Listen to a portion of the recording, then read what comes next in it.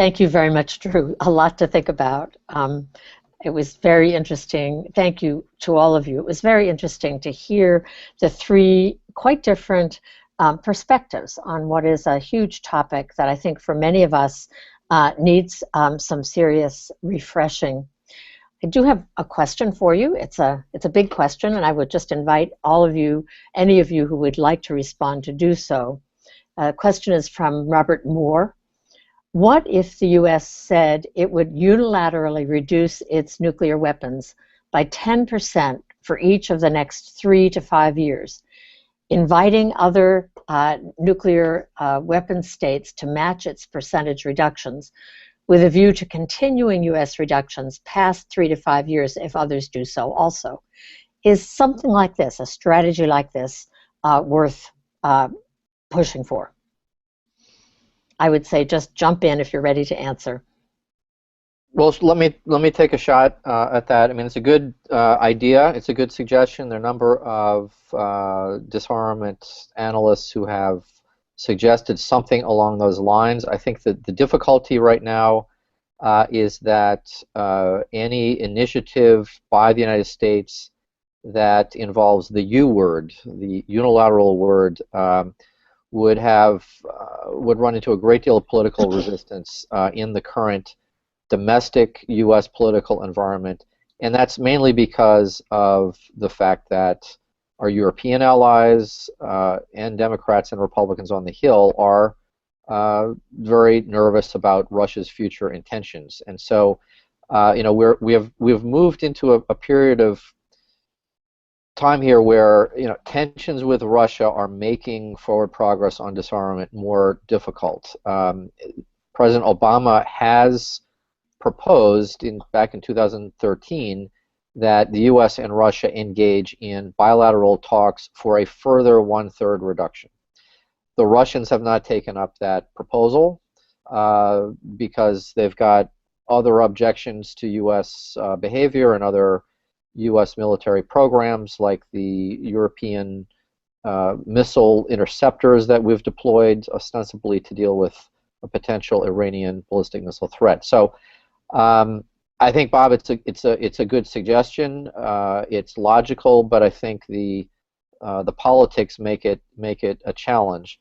But as I said, I mean, if we can emphasize the fact that even if you have concerns about Russia, the Pentagon and the President have said that we have at least 1/3 more nuclear weapons than we need for nuclear deterrence.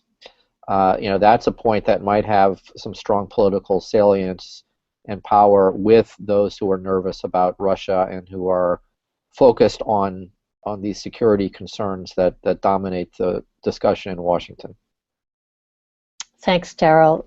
Drew or Joan, would you like to respond? Yeah, I'd add that there are two other complicating factors. One is China, because of its increased aggressive activity in its neighborhood, and the desire, therefore, for the South Koreans and the Japanese and the Filipinos to have the nuclear umbrella extended, and likewise, and this is the desire for extended deterrence on the part of the Eastern European allies would be another consideration here, but a place where there's room for initiatives by third parties to try to bring both sides together so that there can be equal cuts and simultaneous cuts on both sides. Thank you, Drew. Joan, did you want to add anything to that? Okay. I just want to say briefly from the viewpoint of human psychology, which is a bigger factor in this than anybody can quantify in any way. I really believe that the leaders, when you look at the list that Daryl gave us, that the Russians have 7,700 warheads, that the United States has 7,100 warheads, and that France, for instance, has 300. Now, if you ask for a 10% cut across the board, those more vulnerable countries want to see Russia and the United States diminish their phenomenal amount of nuclear material before they can begin to trust themselves. I think that we need to apply pressure to Russia and the United States, almost unilaterally for a while, to bring them to the point where they're willing to say to the rest of the world, you're safe. We're going to make you safe. We'll reduce by 10% each, and then we'll all talk about reducing. Just a matter of, it's a psychological or a rhetorical approach to a very difficult subject. When the French turn around and say, yeah, that's great for you. If we reduce 10%, we're down 30. You know, if you reduce 10%, you've still got 6,500. Right. Thank you. Thank you all. There are several other questions, and let me begin with Pax Christi, Northern California. Reductions in nuclear weapons research, design, and production will have economic effects. How to contend with the potential loss of employment for those who have contracts related to nuclear weapons plants. It's a political and an economic problem. And I realize we have just a few minutes left, but if we could begin and answer there and see if maybe we can get to one more question, that would be great. Who would like to start? Well, just a quick thought. I mean, that's a whole nother webinar discussion to think about how that transition can be achieved. But I mean, unfortunately, we're not at that point. I mean, I just want to emphasize that the fact that the current trajectory for nuclear weapons related spending is up, up, up. Defense spending in general is up, up, up. And how one achieves a transition to a kind of a non-defense economy in a particular place depends on the particular circumstances in a particular state, particular city, region, etc. And sometimes even, you know, one company might have other options, other economic options to pursue with some of those employees rather than nuclear weapons. So it's an ongoing conversation, but unfortunately, we're not even at the point where that is an issue to deal with. Thank you, Daryl. And I think, as you said, a number of these questions we will try to get to in future webinars because they are huge questions. One other question from Nick Mealy for Daryl as well. Have not former U.S. security officials, including some flag rank military officers, proposed abolition of our ICBMs? Is this feasible? And I'm afraid this will be our last question. Yes, well, that's true. Former Secretary of Defense Bill Perry has recently questioned the need for the land-based nuclear forces, the intercontinental ballistic missiles. General Cartwright, former head of Strategic Command, has raised questions about having a three-legged triad, but one thing I would just emphasize is that you know, deeper reductions by the United States and Russia are achievable without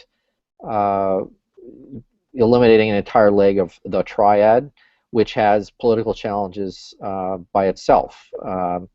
That's a controversial issue in Washington too. So yes, there are some very important voices from the military, former military leaders who are calling into question the military logic of our current nuclear deterrence posture, and it's very important to give those greater voice, in addition to the moral arguments that we're also hearing about here, and the economic arguments that I think will become an increasingly large part of the discussion. And Marie, just one other quick thing I just want to note, and this may be something for another conversation, but one thing that's going to happen probably very soon is there is likely going to be the initiation of a multilateral negotiation on whether or not to ban the possession of nuclear weapons. There are a number of non-nuclear weapon states who have been meeting to evaluate this possibility. There is growing momentum. This is something of a response to the inaction on nuclear disarmament, and that could change the conversation about nuclear weapons, maybe not so much here in the United States, but in other countries, non-nuclear weapon states. And so that's an important aspect of this global debate that we need to keep an eye on. Thank you very much, Daryl. And I'm afraid we're out of time, but there are some other questions which we will try to answer electronically, and we will also use them as a guide for some of the questions that we need to address in future webinars. Surely one of them will be focused on the international arena scene right now that has focused on humanitarian consequences, on the possibility of a treaty, and so on. As you all know, Pax Christi International is very interested in that arena as well. We also need to look at the economic consequences of nuclear disarmament and the role of corporations, as someone else identified. Many questions. So we thank you very much to our panelists. It was wonderful to have you, Joan, and Daryl, and Drew. We made a good beginning. Thank you all for being with us today. We are hopeful that you will join us for a second webinar, probably in late June or early July. We'll make sure that you receive the information, the invitation to that, if you signed up for this webinar. Also, this seminar will be available on YouTube almost immediately. We'll send you the link so that you can pass it on to others who are interested. And also, Daryl, a few people have asked for a copy of your PowerPoint. If you're willing to share that, we'll get those to a few people. So. Again, thank you all so much, and we'll look forward to seeing you in several weeks for the next round. Hopefully we'll all feel more articulate and ready to engage our friends and our communities and our constituents in what is a very, very important issue right now. So thank you all. Goodbye.